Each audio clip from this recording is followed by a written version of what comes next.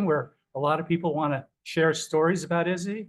But before we do that, I need to fix the mic so that you can hear me.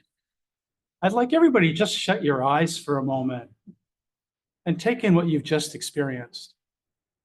Because that was very, very powerful.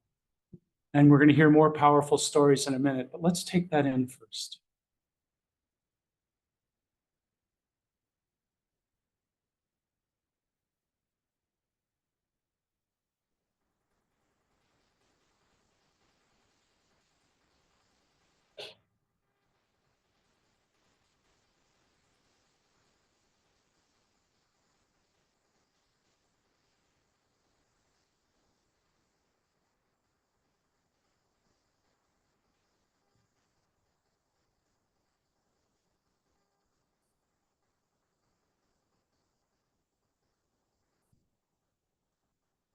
I'm sure everybody in this room has an Izzy story you'd love to share with others. And we'll have an opportunity to do that near the very end. But 16 of you have made a special request to come on up here and share a story about your experiences with Izzy. And that is 16 people. It's quite a few. So we're going to be asking them to keep it shorter than I'm sure any one of them would like to speak in terms of what they have to share. To expedite that a little bit, what I'm going to do is I'm going to read off those folks who have said they want to speak. And once you know where you are in the order, if you're the next in line, would you come up and stand and be prepared to walk up from that side? And when you're done, to walk down this side so we can move through this pretty much logistically. Okay? But before we do that, well, let me list the names first of all. Mindy Frankel, you're up. You're as the first presenter. George Rockmore, you're number 2. Carol Giselle, you're number 3. Number 4 is Joey Novick. There's Joey. Amy Bookbinder. There's Amy. Okay. Nancy Gerard. Nancy Gerard. No. Okay.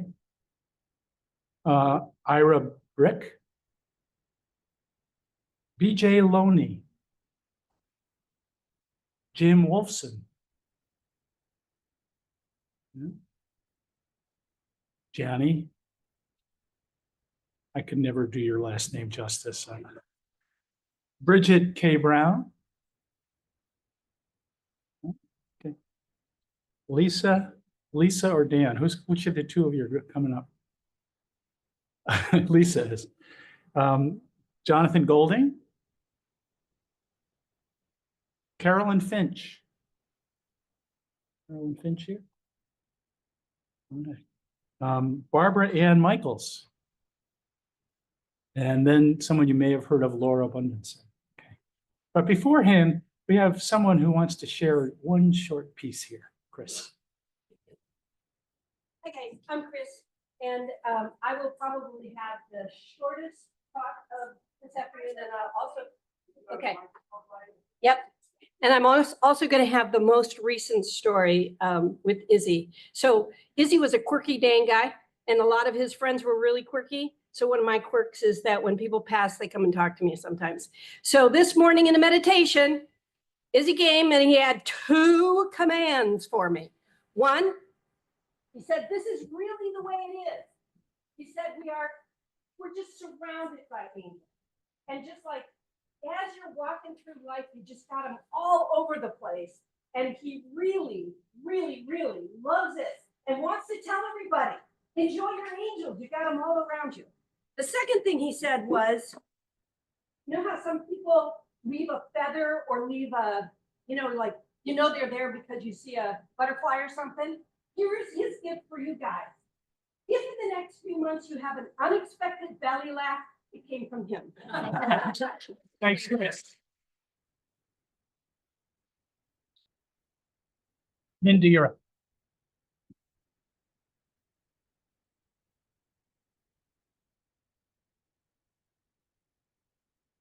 This is a little scary. Okay. Yes. Okay, so I guess you have all guessed, I'm Izzy's sister. I'm his little sister Mindy. I don't know if you knew that he had a sister, but he did, and he does, and it's me. Um, so I'm not going to make people laugh today, and I'm not going to tell funny stories about Izzy, because you all probably have spent more time with him in the recent past with the Izzy who makes people laugh, much more time than I have, since I live very far away. But what I'd like to share with you is a little bit about where the Izzy that you all knew came from and the background that helped him become who he is. Who he was. So first of all, as I said here, his name really wasn't Izzy, and his name was definitely not Izzy Gesell. He was not born Izzy Gesell. He was born Yisrael Nehemiah Geselevich, Srolinka, really. And he wasn't born anywhere in the United States. He was born in Munich, Germany. And the reason his name was what it was is he was named after both of our grandfathers who had he was born in 1947, and all of our grandparents had been killed in the war, in the Holocaust, and he was named after both of our grandfathers. There was no need to give him an English name because they weren't coming to live in America. They weren't in America. He was born in a DP camp in Munich, Germany. He was born to two people who met and fell in love in Kovna, Lithuania, in the ghetto. They were in the ghetto, and amongst the horrors that they lived, chose to be happy and to try to start a new life. And they were married in the ghetto, and shortly after, when the ghetto was liquidated, they were separated.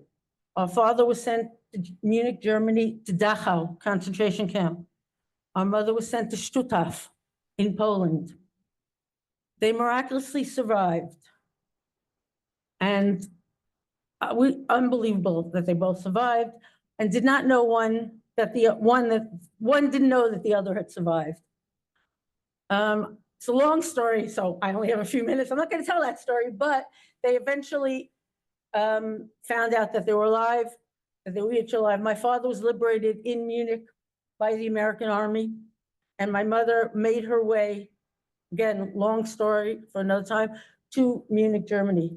And they were there as DPs, displaced persons. And again, miraculously, after all they had been through, very shortly afterwards, my brother was born. They had a child, Yisrael Nehemiah Geselevich. That's who was born. They lived there. They saw the pictures of the little boy with the curly hair. That was him in Germany. They did not cut his hair till after they came to America, which was only in 1949. He came to America in 1949 with my parents. So he went from a life of child of DPs to a life of new immigrants who had nothing. So this is just a little bit of understanding where he came from. He didn't speak English until he went to school. The language at home was Yiddish. That's what he spoke. But our parents really tried hard to make a good life for us, and they did. I don't want anybody to get the impression that we didn't have we did. I was born 7 years after him. By the time I was born, he spoke English already. There was English in the house. He was going to school. He paved the way, really, for me to have a much easier life, much more American life, because he did everything first, as all first children do. But here it was just more difficult. My firstborn taught me a lot of things that I was happy to, that I didn't know any. But here it was a lot more. We grew up in a home, really.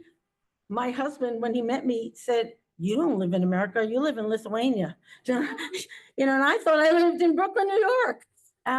But there was a lot of Yiddish in the house, even though there was English. We were surrounded. We didn't have family because everybody's family was gone. So we were surrounded by what we call the Litvische Eaton, the Jews of Lithuania, all the survivors. All of our parents' friends were survivors. And that's that's who our family was. 1 second, I'm sorry, 1 second. I'm sorry. I lost my train of thought. I apologize. Anyway, when I started thinking about what I wanted to say about Izzy, only then did I realize how grateful I should be to him. Because really, he took the brunt of being the child of survivors. He did.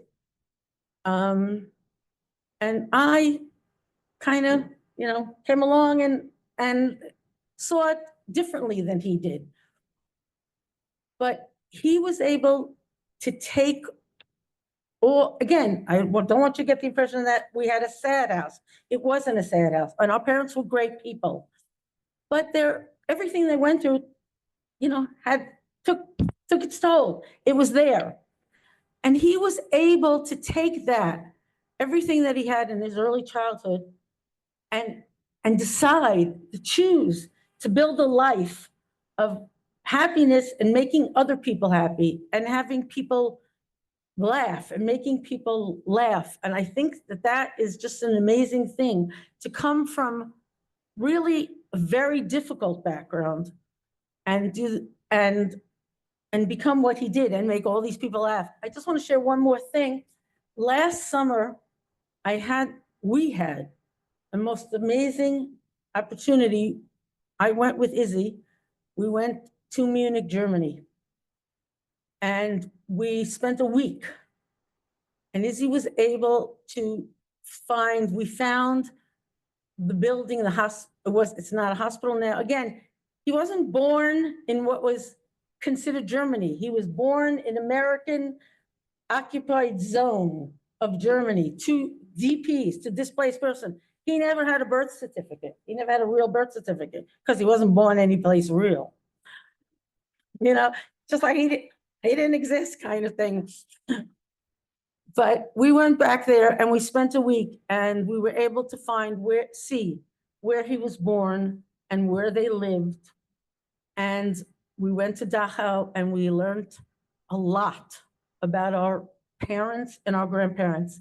And I know that after the trip, he looked at me and he said, I look at our parents now differently. I now understand what they went through and how hard it must have been for them.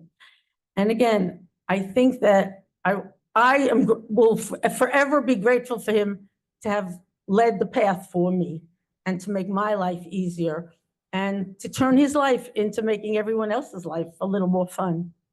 That's my brother.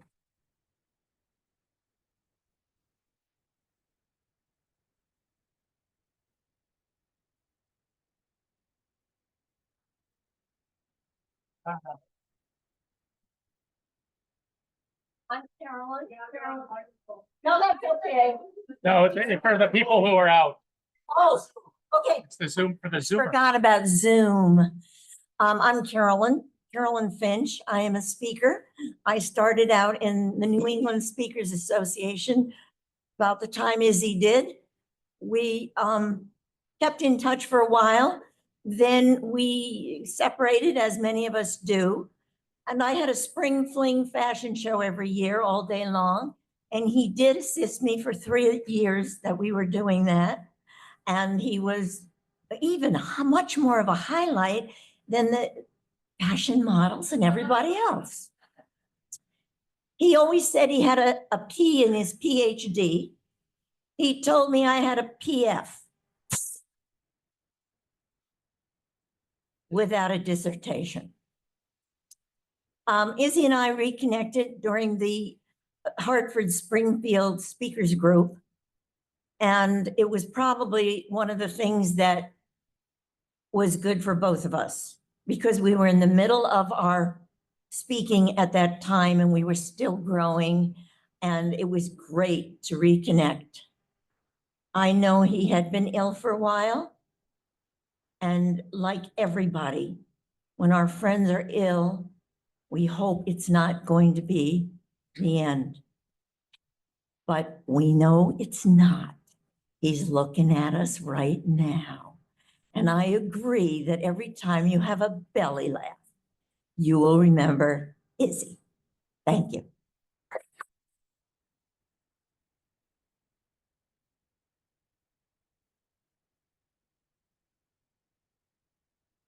No, George? Yes. Yeah, we're gonna exit this way. Oh, good. Enough already. Not far out. I am speaking for myself, but as well as for his friend Eddie Greenberg, who he knew before he knew me. So here's what Eddie's in Seattle, probably hopefully watching, and he asked me to read this for him. As I write this memorial for my old friend Izzy Gesell, I'm listening to Bob Dylan sing "Love Minus Zero, No Limit," feeling the years of Izzy and my long, long friendship. Izzy G, my old friend of 61 plus years, gone but never forgotten, ever. We met when we were 16 or 17 years old. Hard to remember. He was a Beach Boys fanatic and I was a Beatlemaniac. We were extremely teenage college freshmen, two Brooklynites trekking up to the Bronx classes 5 days a week, back and forth together. Close friends, yearning and learning until old age. Draft dodging together in the 60s, 70s, 80s, and beyond. Marriages, divorces, teaching in public schools, rock concerts. I knew his parents, he knew mine, our sisters too. In 1977, we ran an ice cream parlor, snack bar, and the Borscht Belt Catskills together. Izzy ran the biz. I made the pastrami sandwiches. It was a summer of post-hippie excesses in all their glory. The rest of this story is for your imaginations. As we grew into maturity, we moved on a bit, but stayed in touch. Years later, we reconnected again. Within the last 2 years, we Zoomed with each other about twice a month, laughing and reminiscing about the past in particular. And in the process, we really cleaned up our friendship. As a great being once said, after you said all the bad things you've ever wanted to say to someone, and after you said all the good things you've ever wanted to say, all that's left is, I love you. And that's the way it was for Izzy and I, a 61-year love fest. I will always love him, his courage, his creativity, his iconoclastic abilities, his humor, his integrity, his natural compassion, most of all, his sweet, gentle soul. I know when we meet again on the other side, we'll both have these shit-eating grins on our faces, recognizing that our souls once again. Izzy G, my beloved long-term brother in a spirit and beyond, may you eternally be hanging out in the heart of the beloved. And finally, directed to Izzy, always wanted to tell you this, and now I will finally say it in front of lots of witnesses. The Beach Boys were never as good as the Beatles. Thanks for calling me your friend. That's Eddie. Now my name is George. You might have seen a couple of photographs of me up there. In 3 days, it'll be my 41st wedding anniversary, and Izzy was my best man. It took place on the rooftop of Gramercy Park Hotel, which no longer exists, by the way. Izzy and I both wore wool suits, even in 96-degree temperatures, but we had fun in spite of it. Izzy and I both worked at Bellevue Psychiatric a few years before my wedding. And no, we were not patients. In fact, we were both teachers in a school for seriously emotionally disturbed teens. That said, the kids were great, but of course, the behaviors were challenging. But here's the thing. The teachers and the other staff were a pretty wacky bunch as well. The joke was that the only way you could tell the difference between staff and students was that the staff had the keys to get out of the building at the end of the day. But I only lasted 2. Izzy was there 9. Years later, when I was working in advertising, Izzy would joke, I went from one mental disturbance to another. At about the same time, we both decided to take a comedy writing class at the New School with a man named George Q. Lewis. We really didn't know his background. We found George to be very funny, and his encouragement of us was to just keep writing. Bottom line, Izzy stuck to it. And as you all know, he developed his wonderful career in how to utilize humor both professionally and personally. I've read some of his correspondences he received over the years from people who took part in his workshops and how it transformed their everyday interactions and helped them become more successful. So I hold somewhere Izzy's first book, Playing Along. It's around here somewhere. If you want to take a look at it, please do, but I want to leave with it today. Okay, okay.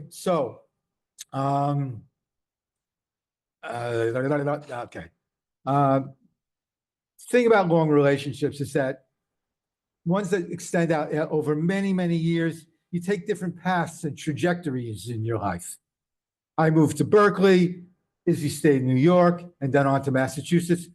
But when I moved back east, there were a number of years when we had very little contact or none at all. But here's the thing, when it's someone you've known really well, it doesn't matter. Even when we hadn't seen each other for a long time, when we did finally catch up, it was like being in mid-sentence. Within 5 minutes, we were laughing about something, one had just remembered and said, it was just so easy for us. Anyway, as you know, Izzy was a big Leonard Cohen fan, and we saw each other at a concert of Leonard Cohen's in somewhere in Connecticut. Where? In Wallingford, right. Anyway, there's a line in the song Anthem. Don't know if you know it, but here's the line. There's a crack in everything. That's how the light gets in. That's how the light gets in. A line like that can have a variety of meanings to a lot of different people. But for me, as it relates to Izzy, it was special. I think Izzy helped people see some lightness when they were confronted with their issues in life. His humor and skills help people see some of that light. I was going to read a kind of a serious thing, but anyway, that's that's really it. We go back, and it was so great to reconnect with him after a few years, and it's wonderful to be here today. Thank you so much.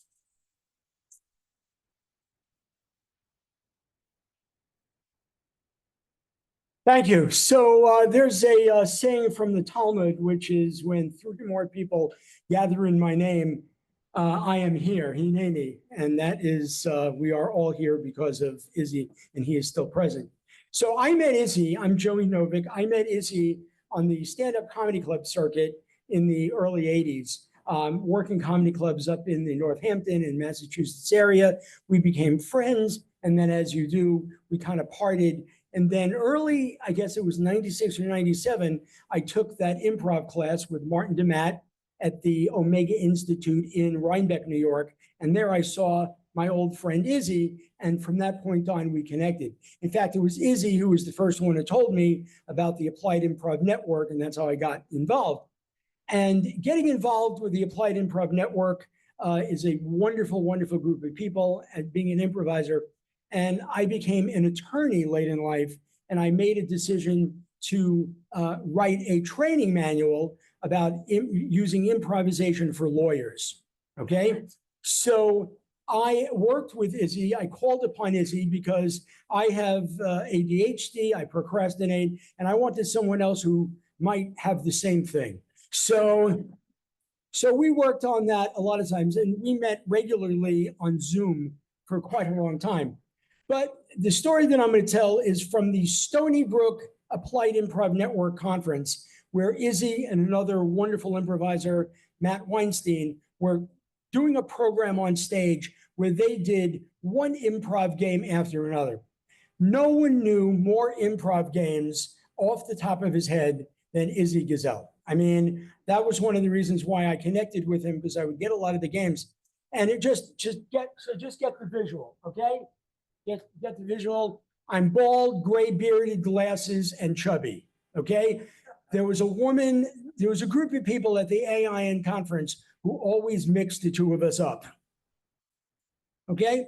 So after he and Matt Weinstein were on stage for about an hour and 10 minutes, this woman comes over to me in the back of the room and says, "Oh, Izzy, you were wonderful up there.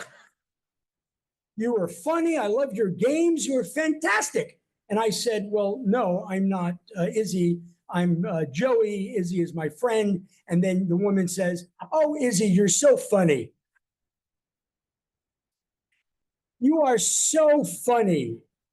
And I'm telling her, "No, I mean, that was Matt Weinstein. I'm doing." Just then, Izzy starts walking up, listening to the conversation. And he says to me, "Izzy, you were really great up there." And I said, again, "I'm not Izzy." And then he turns to the woman and says, my God, is he terrific. So that in the moment is something that I laughed about. And the woman even at a conference a few years later where Izzy was not present, the woman still came over to me and still thought that I was Izzy. So, and that's a blessing for me, I will tell you. Thank you.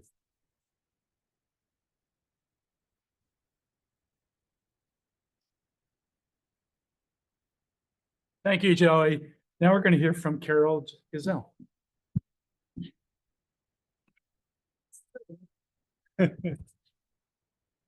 Well, I don't really know why I'm up here, but I was married to Izzy for 13 years.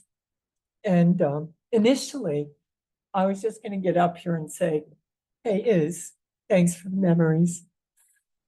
Phil's my new partner. Sorry, Iz. But Izzy and I really, there were so many times, but I'll tell you a few things that we would go, and Laura knows this, we would go to some small town when he was first getting started. And anybody who called him, he would go and speak there. Postal workers, people getting laid off. And I would sit there and I would listen to something I'd probably heard many, many, many, many times. And I initially began to think that I could get up in case he ever was not able to and give his presentation. The man worked so hard. He really, really did. And he had a good time. He had a good life with a lot of good people like you. And I will tell you one story. This is the one I focused on the most. And we were at the sort of tail end of our marriage, but Izzy took me to Spain because he was going to speak with somebody in Germany. Or maybe, wait, it was Germans in Spain. One of those things. So we flew in overnight. It was fabulous. We got an upgrade. And we get to Madrid. I can't even go see the art museum because I'm so blah. And it was a great trip. We went to Mallorca, however you say it, Mallorca. It was just a fabulous trip. And on our way home, I don't know if anybody's been to Spain or any Latin American country, but they don't move on our time. Yeah, we had to wait for this bus that was going to take us to the airport. And we're running behind. By the time we get to the airport, Izzy says to me, we're going to have to run. I said, I don't fucking run. I'm sorry. I don't run. You go ahead. I'll go ahead. So I go ahead and I run into the place, and I don't even know what you call it, but you have to go through for another inspection. And I'm yelling, mi esposa, mi esposa, mi esposa, mi esposa. They let me through. Well, this messed everything up because Izzy's stuck up at the gate and he doesn't know where I am. And I don't know where he is. And I thought, he's not in the best of health. Maybe he had a heart attack. I better stay right here. End of the story. We missed the flight and we got home. We were not pleasant. But I know it wasn't a great story, but it's the one I remember the best. And his perseverance got me through it and his humor. So thank you all for being here.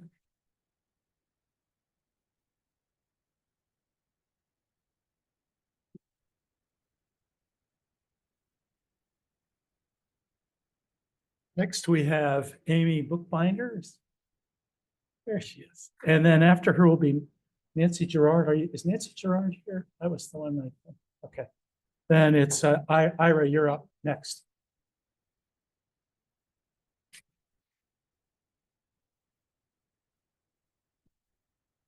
Hi, everyone. I'm not a public speaker. I probably should have taken one of Izzy's courses. So I've written down what I wanted to share. Is this? Yeah. Many of you may know that a Jewish deli recently opened up in Northampton, a new one. To great excitement, said by many to be the first Jewish deli in our city. Well, those of you old enough to remember, of course, it wasn't. The first was the Paradise Deli, brought to us, owned and run by our beloved Izzy, right downtown on Main Street. That's where I met Izzy. The food was delicious, but for our family, the best thing there was Izzy. A true mensch, kind, funny, hilarious, warm, humble, and welcoming to all. So of course, I couldn't let it stand that the new deli is the first. So I Googled Izzy to get the information I would need to fully correct the record and to contact Izzy just to let him know I was excited to have a new deli, but I'd always remember how wonderful and special he and the Paradise Deli were. And that's when I learned he died. Just days before the new deli was to open, my excitement turned to sadness. The Paradise Deli is where my daughter, now 41, is where she had her first solid food, a bagel. And Izzy celebrated this with us. He was full of joy to provide that for her and for us. I've always remembered one of his funniest jokes. As we know, he was also a brilliant comedian. Over all these years, I think of it every time I make a baked potato in the microwave. I'm no comedian, only Izzy could deliver this gem properly, but here goes. You know you're in a new era when you're standing in front of your microwave, 3 minutes have passed, and you can't believe you have to wait another whole minute for the baked potato to be done. So when you're waiting impatiently for your coffee to get hot or your potato to be done, think of Izzy. I know I always have and will. Izzy would enjoy knowing he left us, as many others of you have said, with endless laughs, needed now, especially in these times. It's one of the many gifts he gave us.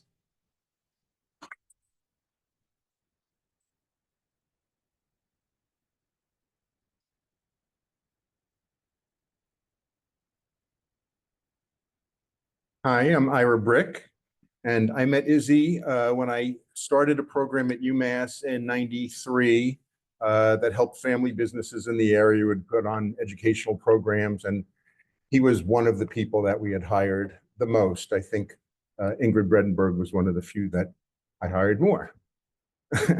I just want to say the biggest audience we ever had in 25 years was somebody that I was always trying to lure expensive speakers, $30,000 to $50,000 speakers, to come for $1,000 or $2,000. I'd give, a donation to the favorite charity. I would lure them in.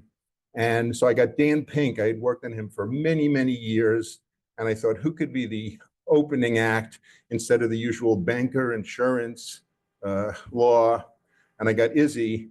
And he was so thrilled when Dan Pink finally took the stage after Izzy's opening act and said, I'm so proud to be here at the Izzy and Ira show. And I think there was 250 people at that one. And plus the thing that he would teach that was really important to family businesses, my members of the program did not put up with impractical stuff. They wanted deliverables, and they would measure it by what gem did you get here tonight that you can plug in tomorrow. And Izzy was great teaching people how to sell using improv, just to be awake, aware, not miss cues, listen better, not think of what you're going to say next. He was really a good trainer about that. I also want to say, recently, I didn't know he was sick, and I did a focus group for a friend of mine whose book just came out on the role of playfulness in dealing with trauma. So she was filling the focus group with psychologists. She had one ne'er-do-well, her brother-in-law, who was a lawyer. He was going to be the negative influence. And I said, this is not going to work without Izzy Gesell. And played a little bit for her. And he really was so useful.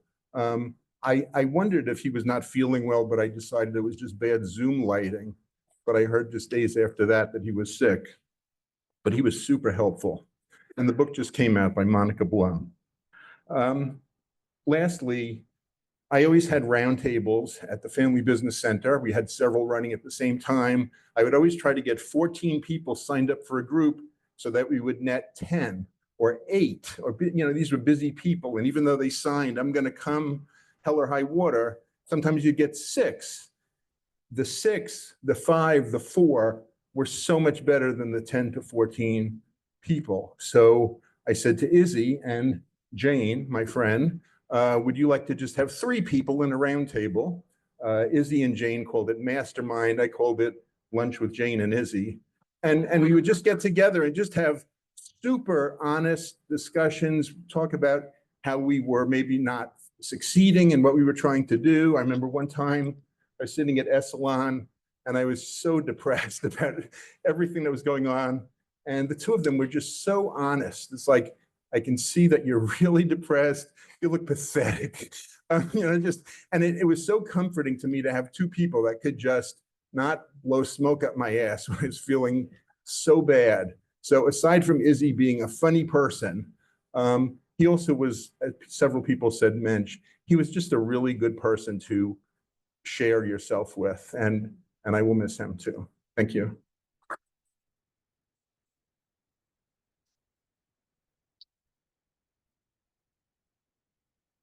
About the Beach Boys thing, but I'm glad I'm dressed like one. I'm BJ.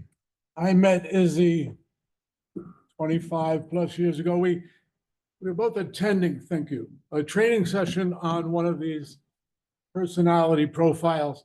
We ended up being the 2 rebel kids in the back of the room, just ripping off of each other and completely ignored the training. Izzy and I have traveled to Europe together. We've traveled around the country a few times, done a lot of conferences together. I can tell you a lot of stories, but I want to tell you one of his, do my best to do it justice.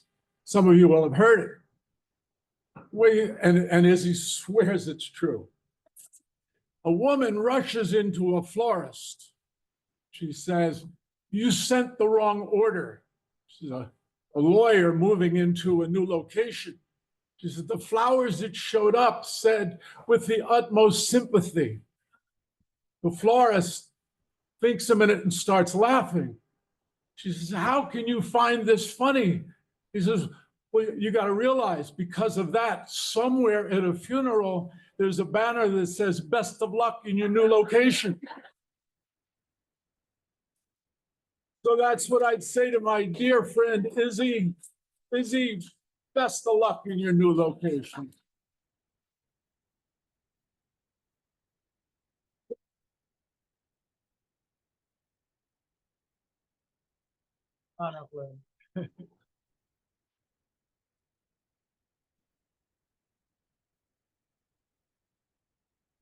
There's a saying, begin with the end in mind. And I remember Izzy's last day and his choice that this was not the quality of life that he would choose. And it reminded me of one of the things that he taught in improv, which was one phrase, take the offer that's given. And I see a lot of heads nodding. I think that it's easy to think of Izzy as funny because he was hilarious. And it wasn't the one-liners that his delivery was impeccable or the way he would always go. It was the off-the-cuff brilliance that he had. And I was thinking a lot about humor and how he and I started our practices about the same time, about 34 years ago. And he introduced me to KCC. He told me about the circle that was forming. He introduced me to OD when I thought, how could that be a good thing? But he was he had a capacity for understanding life. And his business, Wide Angle Humor, was about teaching humor. And Mindy, hearing your story and understanding his roots, to be able to build a life of being hilarious out of that kind of foundation is exemplifying the way that he could see. And I think it's his depth of character, his depth of caring. And as much as he was funny, he taught humor. Humor is a way of life. It's a way of being.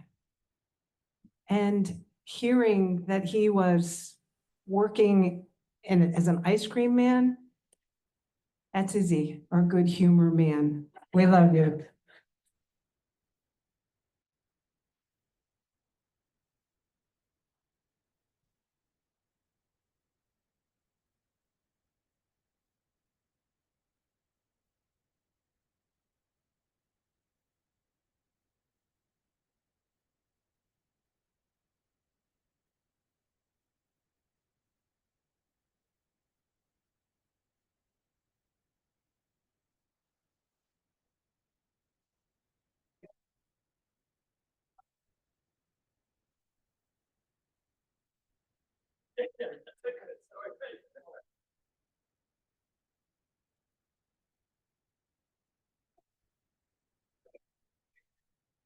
My name's Jonathan Golding, and I've been putting together my final notes for today. I'll be right there. Thank you so much. And I think when I talked to Laura, she said that each page gets 3 minutes. Is that right, Laura?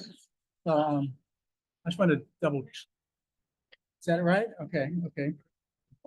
I also have a more concise version. So should I go with that, you think? Okay.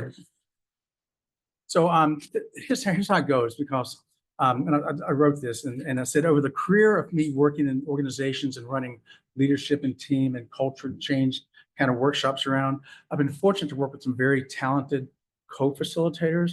A couple of them are here. Ingrid is one of them. Jani's one of them. Lynn Brinkerhoff, Pete Elder. We all did a lot of good work together. And that's what we did, is we co-facilitated.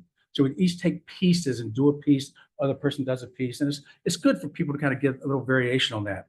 So in the 1990s, I was working at the Pecos River Learning Center down in Santa Fe. And they did not do co-facilitation. What they did is they had a creative facilitator and the lead facilitator. I was the creative facilitator. So I was like the warm-up act. So I would go out there and kind of engage people, get things going before the big person comes on and deliver the goods. At some point, it became clear that I was no longer the creative facilitator. I was the guy that could be the lead, right? But that all changed when I met Izzy Gesell. No, this is just be hard. Not only was he the star of the show that delivered the goods, he was his own ice-breaking, audience-engaging warm-up act.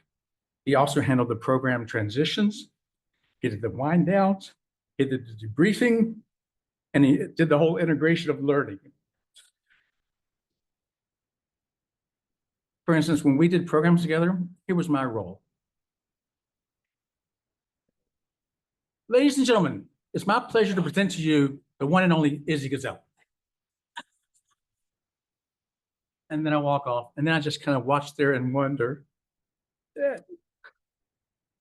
as I witnessed my most favorite organizational alchemist launch into transforming a gathering of people into a group of learners, who came to realize that one of the greatest moments of insights comes when they get given the opportunity to catch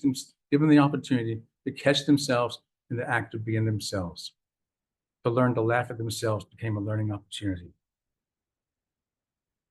Izzy, as you know, was the master of the moment.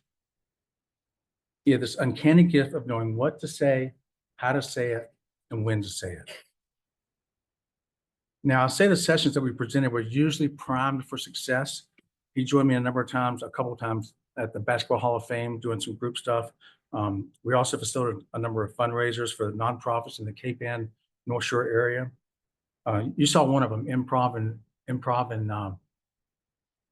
martinis, and also improv and vodka, what could go wrong. Right. What could happen? Yeah. Anyway, two months ago, my world changed. It was June 26th, 2025. I was hosting a dinner, a gathering for our local climate coalition in Gloucester. And it was at the Low Tide Marina, which is a friend of mine, George Sibley. And George had just built a table for 20, and that's where the group is all gathered. I had walked between the dock and George's house was a marine railway where there was a boat. And so I walked over to get some paper plates from George's house. And when I came back, I was halfway at the Marine Railway when my phone rang. It buzzed. And it was Ingrid. And I told her what I was doing, that I was hosting this event. And she told me, Izzy passed. I just kind of froze. I couldn't even speak.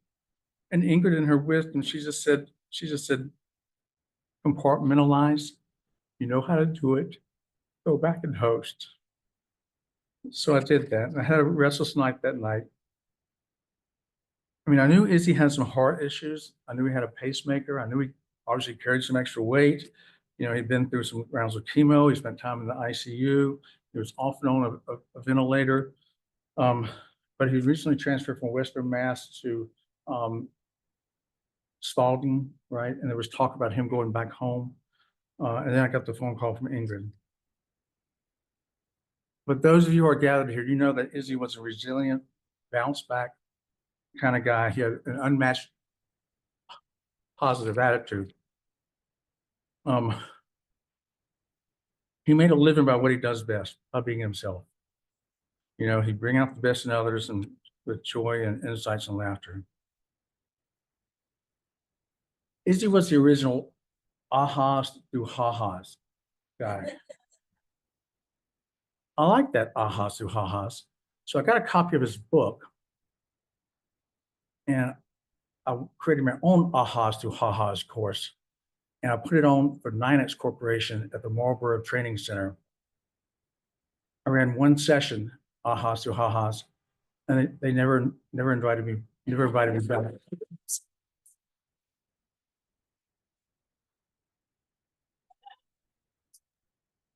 So Izzy, clever as can be, and no one could tee up an improv moment like Izzy. He was the master of the moment, a smart, humble, generous, as people said, very kind man.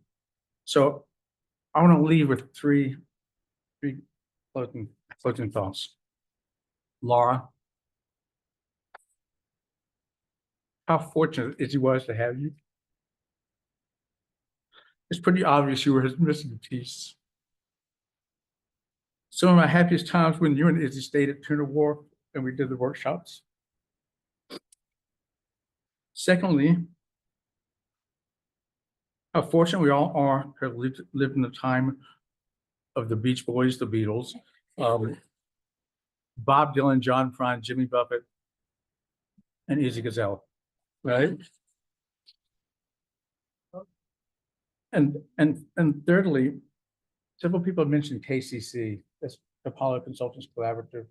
I've been part of it for 30 years. I was at the second meeting, second meeting 30 something years ago. And it's been a big part of our lives. And the only good news of being part of this aging close-knit community is it when the Ron of the world and the Curtises of the world and the Izzy's of the world, when they leave us, then it provides an opportunity for us to get together and let them know we love them and that we love each other. So, as you said, enjoy this next phase of life, Israel. So, peace and love.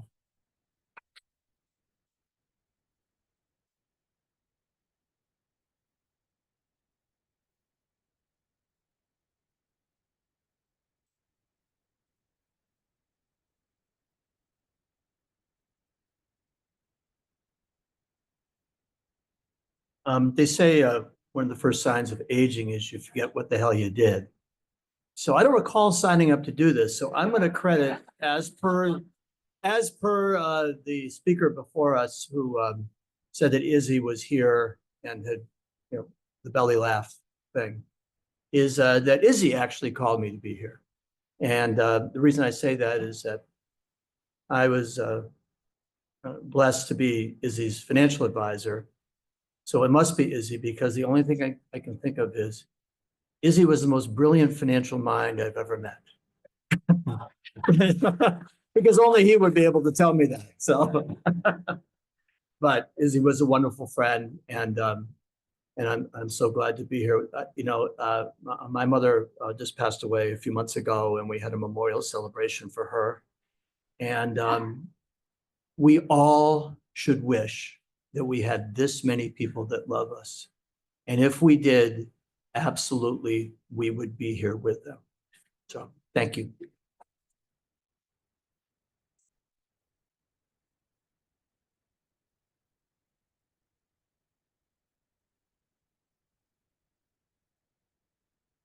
Laura, before Laura speaks, does anybody spontaneously want to come up here and share a story? You two more, okay. You're on the list. So much. Okay, come on up. So much for my logistics.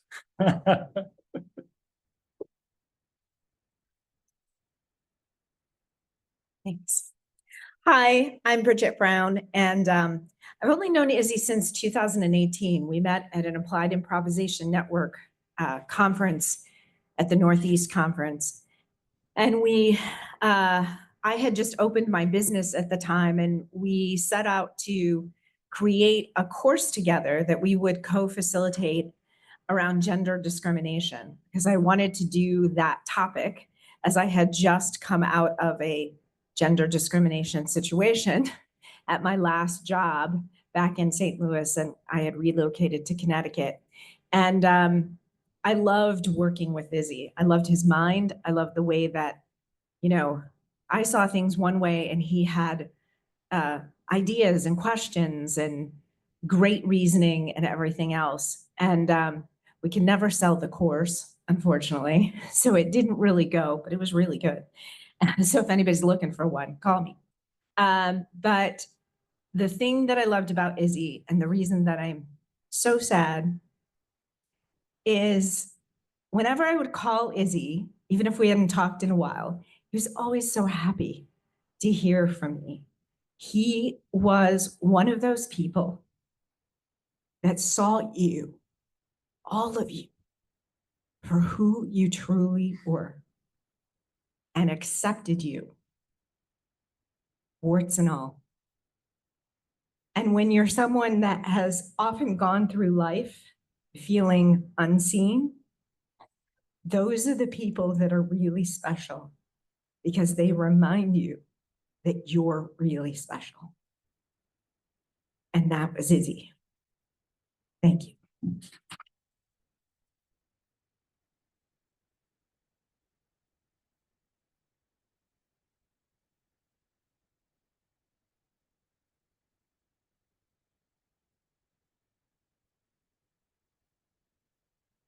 Hi, I'm Rosina Abramson, née Rezel Konechowski. And I knew Izzy when he was Srolinke Geselovich, even before Mindy. Our parents had been friends. I think our mothers had gone to kindergarten together in Kovno, Lithuania. And Izzy's parents came over to the United States in 1949. As Mindy said, we came in 1950. And they met us at the boat, and they found us an apartment on 51st Street or 50th Street in Borough Park. And Izzy's family, including Mindy, who became a very good friend of my sister, Cindy. And we were very close. We lived in Borough Park in the, another apartment that they found for us, 6 or 7 years later. So they've been pretty instrumental in our lives. As I told Laura when I heard of Izzy's passing, that I've long measured my life by Izzy, whether we were in touch or not. He was my first friend when I arrived in the United States. We took baths together, but not past 3 years old. Izzy's a month younger than I am. And as Brooklynites, he discovered Manhattan first, long before I did, as well as late night talk radio. He was an early friend of Gene Shepherd, an early fan of Gene Shepherd, if anybody remembers Gene Shepherd at night. We drifted apart, and as life and circumstances took over, I went out of town to college, and I was just reminiscing with Mindy. I think that may be the last time she and I saw each other, which is 60 years ago, something like that. Ironically, the first Trump administration reintroduced Izzy and myself when a mutual friend, also his parents, knew Izzy's parents and my parents in Lithuania. So a mutual friend, Bob Skutelsky, thought that if we gathered a group of people, Izzy, myself, Bob, a couple of other friends, all of whom were descendants of that mishpacha that Mindy talked about. We didn't have blood relatives, but we had a very tight family, a big one for a long time until they started passing. Bob Skutelsky brought us together because we thought that together we might find a way, this is the first Trump administration, to smite the dragon. Obviously, we didn't do very well. But I'm glad that we could meet. The last time I saw Izzy was he and Laura came to my 75th birthday party. And I appreciated that, and I appreciated their visit. I'm glad that we could meet, although the second time around was too brief. But what is extraordinary to me that Izzy is surrounded by so much love, by so many, from so many, and that Laura, that Izzy was surrounded by your love, which is a great tribute to you, and may his memory be a blessing.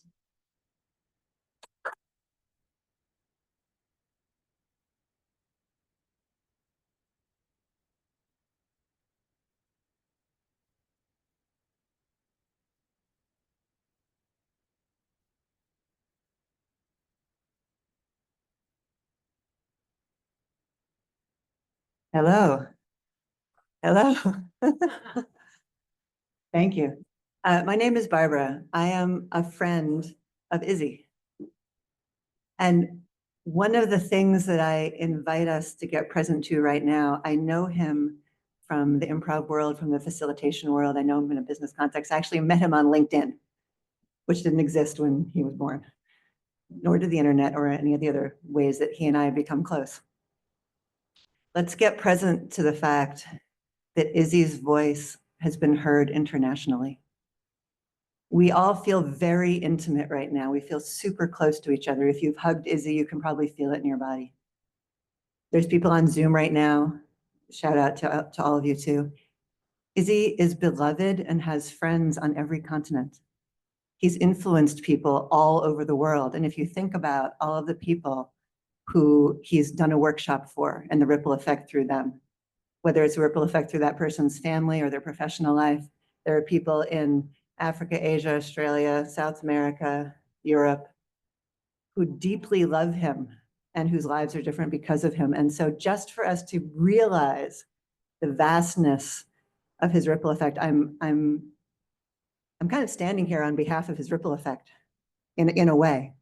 So I'm here on behalf of myself and also my dear friend Sarah Routman, who celebrates with Izzy International Moment of Laughter Day.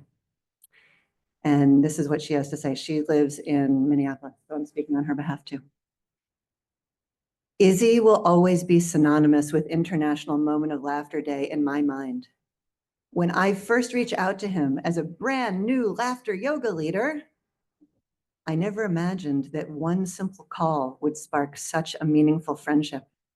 Izzy was known for his improv, yet what stood out most was the way that he lived improv, saying yes, showing up with joy, making space for connection. He carried his remarkable work with quiet humility, even as his laughter and generosity touched countless lives. He supported my own laughter journey, offering a testimonial from my book that I will always treasure. Though we never met in person, I felt his warmth as if we had.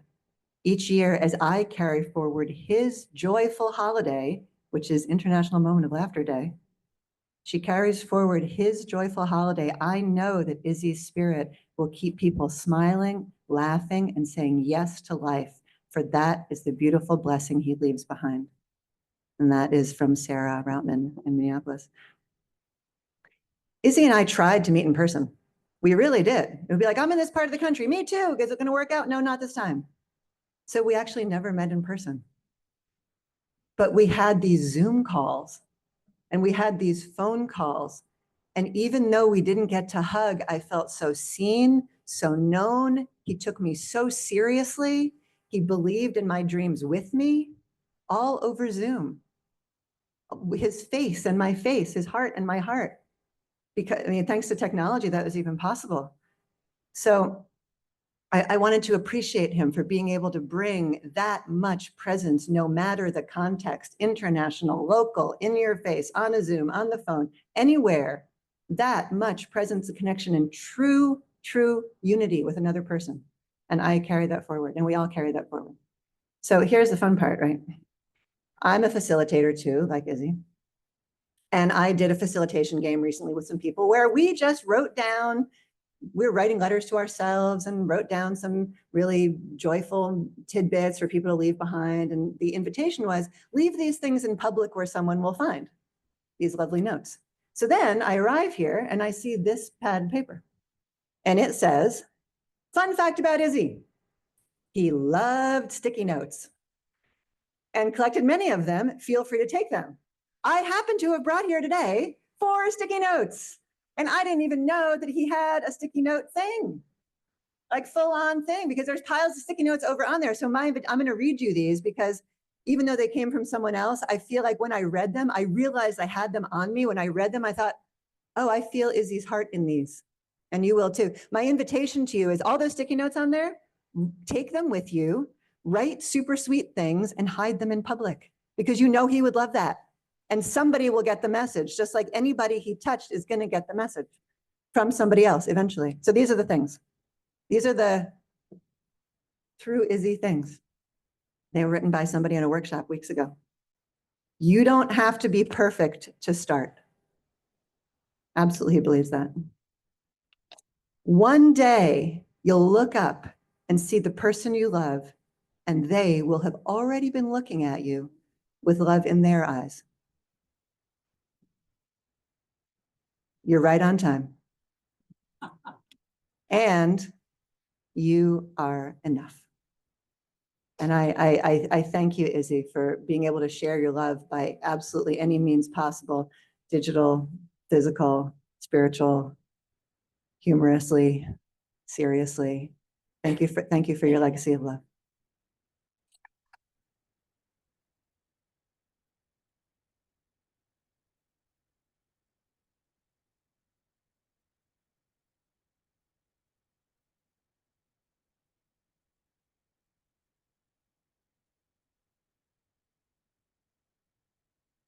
Okay, let's see if I can get through this. Okay, just breathe. One thing Izzy always told me, all the right people will show up. And the only thing that can happen will happen, and it will be good. So he would He's here. He loves it. I want to talk about beginnings and endings. So we met in 2008 on an online dating app.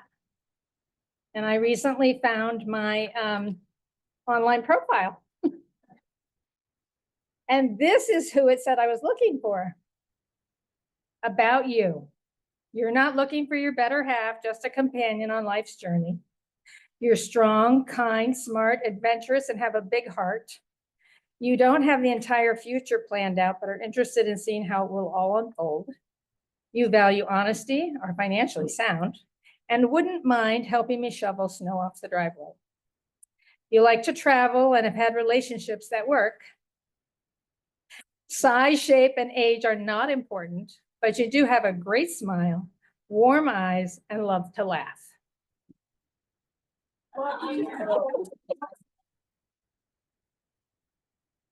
Thank you.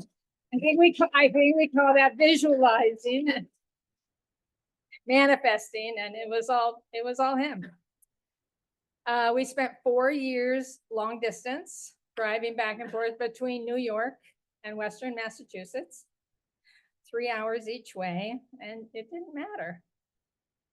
He introduced me after the 4 years. I did move up here to Western Massachusetts, and he introduced me to a wonderful group of people, all you KCCers out there who I feel in my life very present.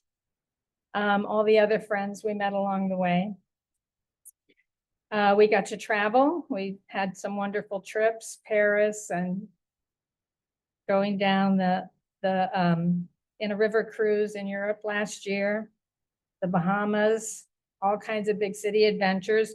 Mostly I was tagging along on trips because he was working. And you know, it's good to have somebody paying the hotel. And it was really fun to watch him expand into being a grandpa, being Grizzy. He really had a way of talking to the kids like just on an adult level, and they sort of kind of really responded to that. Cece used to call up on the phone, she'd FaceTime, and the first thing she'd say is Izzy available?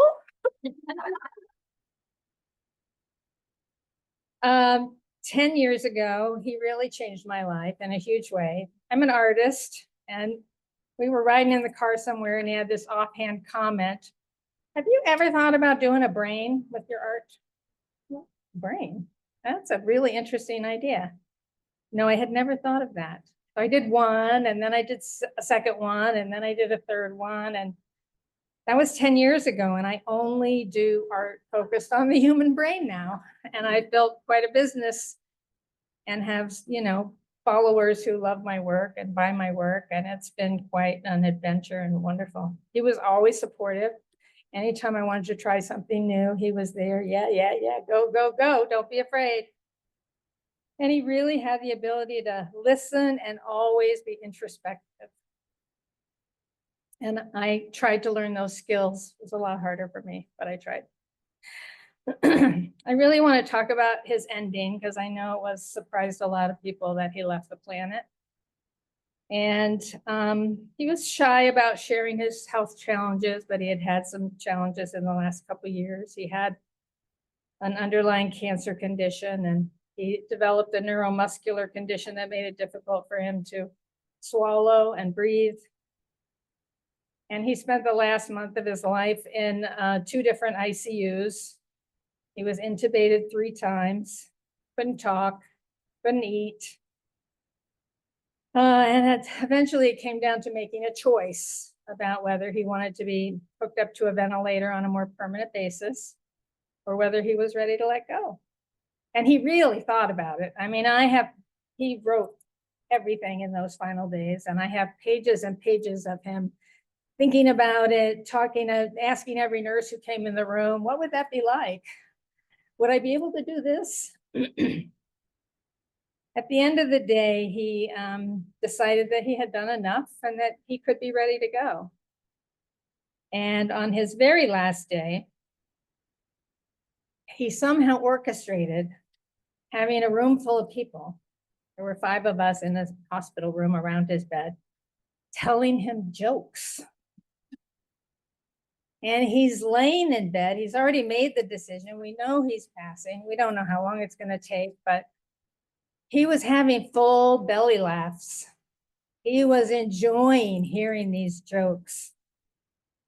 And then he passed peacefully after that same day.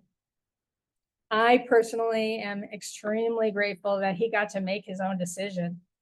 How many people get to make their own decision about how they're going and when they're going? And I just want to say I have a lot of gratitude to Stephanie, who's in the back there, who was also in the room with us, also holding his hand along the journey with me every way. And for all the people who helped me bring this together today. I just could not have done this without all of you, without all of your support. So we're coming to the end of the program, the formal program. I have a few things I want to say before we do a final closing. First of all, there's a lot of food back there, people. So please go pile up a plate and eat some before you leave. The caterers have generously decided they can stay a little bit longer and have some drinks. And I would really enjoy it. It would be so easy if everybody could find somebody that they don't know, that they've never talked to, and share a story, a feeling, a thought about how Izzy made you feel. And just share Izzy with somebody that you don't know yet. And let's bring that home. There's also still some books over there and still some sticky notes. And on your tables are these little bracelets that say yes and, which are a wonderful reminder for all of us. There's enough for everybody to take one home. There's actually enough card decks for everyone to take home. There's just a few on the tables. So I'm just encouraging people to take Izzy home with you. So we're gonna close with Izzy actually giving us his favorite exercise.